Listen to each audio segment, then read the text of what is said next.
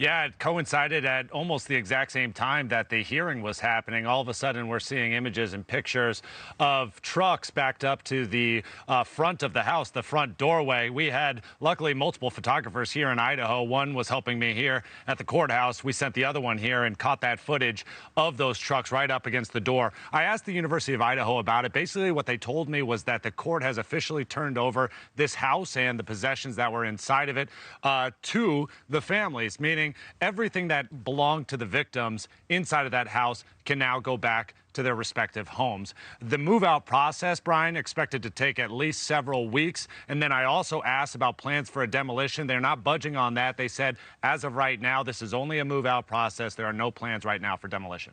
That's interesting because they've said in the past that they did plan to demolish the house, something that makes a lot of the family members of the victims very, very upset, thinking that that house should remain there in case there is a trial and perhaps the jurors want to walk through. So we'll have to see if they decide to leave the house there. But certainly interesting to see the action happening out there today. Alex, take me inside the courtroom, though. I was surprised that the hearing was as short as it was because there were all these motions and we've seen all these filings from the defense saying that the state isn't giving up evidence and discovery. And then the hearing today was somewhat short, it seemed.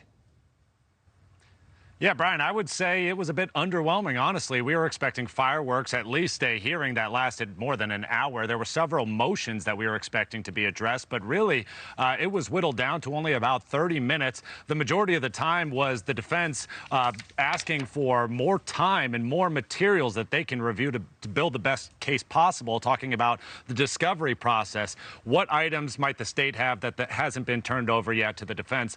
And, you know, to the credit of the defense, they said that we really don't see or believe that there's any wrongdoing on the behalf of the prosecution, and the state backed that up as well. They said, we have everything that you have. There's nothing that we haven't turned over.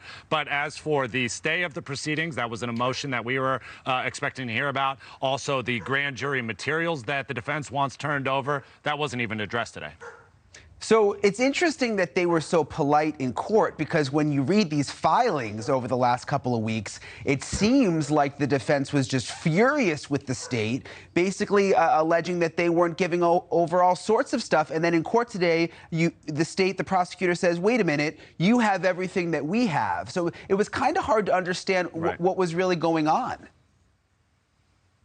Yeah, and I think what we're going to see in regards to those other motions that were not even addressed today is some sort of compromise or some solution that happens behind closed doors that we'll never actually know what exactly happened. These are lawyers from both the prosecution and the defense trying to find compromise and doing it where they don't need to be standing in front of a judge. So still TBD whether or not this actually does go to a future hearing, but it's entirely possible we never actually see it play out in the court. Interesting. All right. Good job today, Alex. I know you have to line up early to get into that courtroom. Everybody wants a seat in there, and it's such a small courtroom. So we appreciate it. Alex Caprariello reporting for us live from Idaho tonight. Thank you for watching. Go to newsnationnow.com to find NewsNation on your television provider. And don't forget to click the red subscribe button below to get more of NewsNation's fact-driven, unbiased coverage.